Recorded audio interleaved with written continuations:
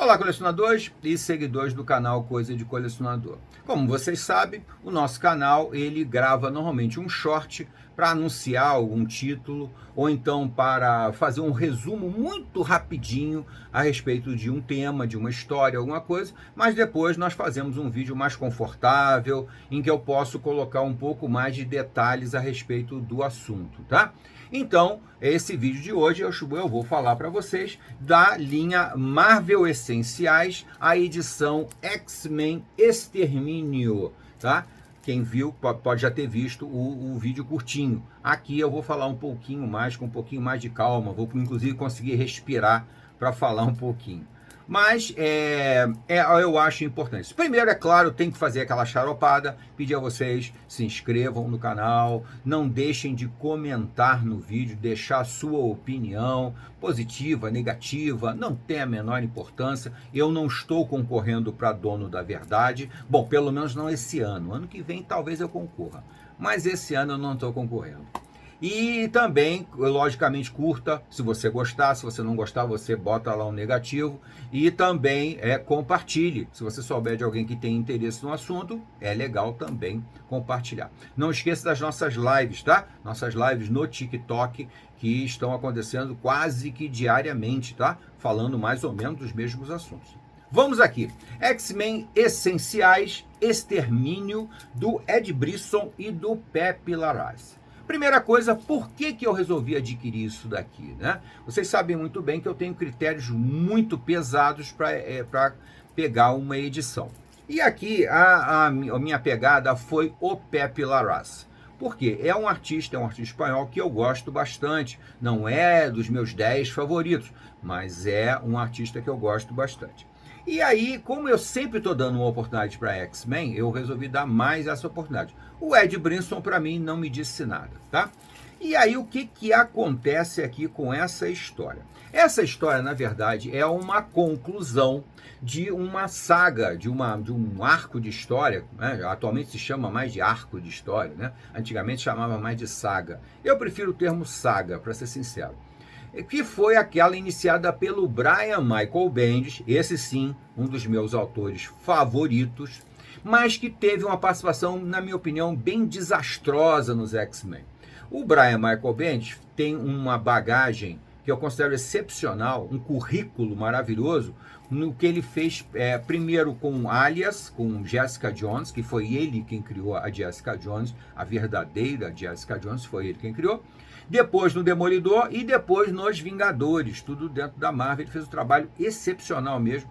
Eu adoro, todas essas fases aí são muito boas. E aí eu achei que ele poderia ter feito um bom trabalho nos X-Men, mas não foi. Foi uma ideia desastrosa que ele teve de trazer para o presente os X-Men do passado, aqueles 5 X-Men originais do Stan Lee e do Jack Kirby, exatamente com aquele formato que eles tinham, né? Com aquela aparência que eles tinham. O Cíclope, a Jean Grey, o Anjo, o Fera e o Homem de Gelo. E aí eles trouxeram a garotada, né? Porque eles são garotos, tipo assim, eles no início da carreira, eu nem sei que idade eles deveriam ter ali, tal, 15, 16 anos, alguma coisa assim do tipo. E ele trouxe numa esperança de que o Cíclope pudesse interromper aquela ascensão dele para uma coisa, aquela radicalização dele, né?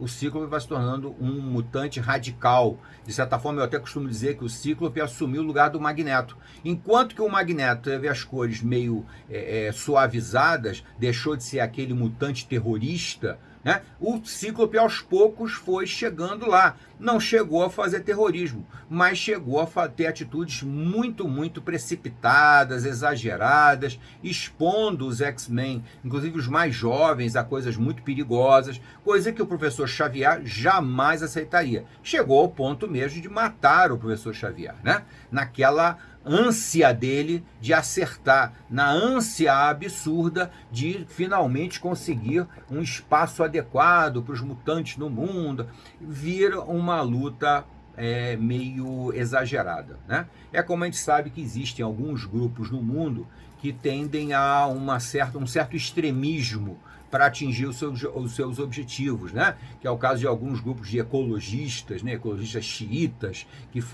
que não se importam com a vida humana, não se importam com os bens materiais, com a destruição, né? Desde que eles consigam levantar a bandeira da ecologia e tal. Uma atitude muito radical, muito extremista e muito condenável também, né? Não é dessa forma que você vai conseguir. E o Cíclope, da mesma forma, estava percorrendo esse caminho. Então o Fera teve a ideia, o Fera era completamente contra as atitudes do Cíclope, como também o Wolverine era completamente contra. Os dois romperam gravemente, né, lá naquele famoso arco de história do Cisma, né, quando eles rompem definitivamente, nunca se deram bem, aí começaram a brigar, né, aquela famosa frase popular. Vocês nunca se deram bem, agora estão brigando? Pois é. O Cíclope e o Wolverine sempre foram assim, né? Eles nunca se deram bem e depois brigaram drasticamente. E aqui no Extermínio, o Ed Brisson tem a terrível tarefa, a embaraçosa tarefa de concluir esse arco de história que o Brian Michael Bendis deixou em aberto. Largou na mão dos outros esses garotos que estavam convivendo com os X-Men atuais. Né? O que era uma coisa bem complicada mesmo. Se a ideia já não funcionou no arco de história do Brian Michael Bendis, encerrar a ideia era mais difícil ainda, porque envolve aquela coisa terrível, dificílima de um autor trabalhar, que é a viagem no tempo. Tá? Eu sei que muita gente gosta de viagem no tempo nas histórias, tá? Eu pessoalmente não gosto nem um pouquinho, porque para errar é muito fácil, para você tropeçar em inconsistências, em coisas que não vão mais caber nos mesmos espaços, nos mesmos tempos, vai começar aquele negócio, mas isso aí não está de acordo, isso aí lá no passado era diferente, ou isso aí no presente já não é mais assim, ou então quando eles voltarem, será que isso não vai afetar a vida deles lá? Então é um abacaxi gigante você retomar a cronologia do jeito que ela estava antes. Aí então tem que ficar apagando memória, tem que inventar os negócios, aí fica aquela coisa totalmente nada a ver. E foi mais um arco de história que os X-Men andaram e terminaram no mesmo lugar, né? Eu costumo brincar que as histórias dos X-Men dos anos 90 para cá, elas não passam disso, de um rocambole. Aquela história que roda e termina no mesmo lugar. Roda, termina no mesmo lugar. Não adianta, não evolui. E outra coisa, fica sempre aquele bando de mutante, de X-Men, sempre digladiando, lutando entre si. É um grande Big Brother que não desenvolve bem os personagens, que não acrescenta nada à cronologia dos X-Men. Muito pouca coisa evolui, acaba sempre tudo terminando do mesmo jeito, tá? Com raríssimas exceções. Tem exceções? Tem exceções, tá? Mas é raro, por exemplo, quando o Cíclope acabou preso porque matou o professor Xavier, aí ali teve uma mudança drástica, né? Mas raramente isso acontece.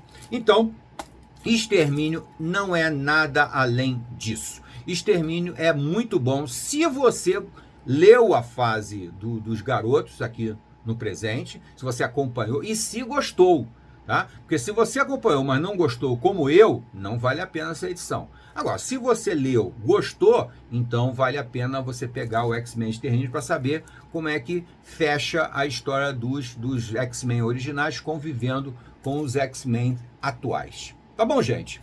Eu espero que vocês tenham gostado. Não deixe de compartilhar, de curtir, de comentar e até a próxima.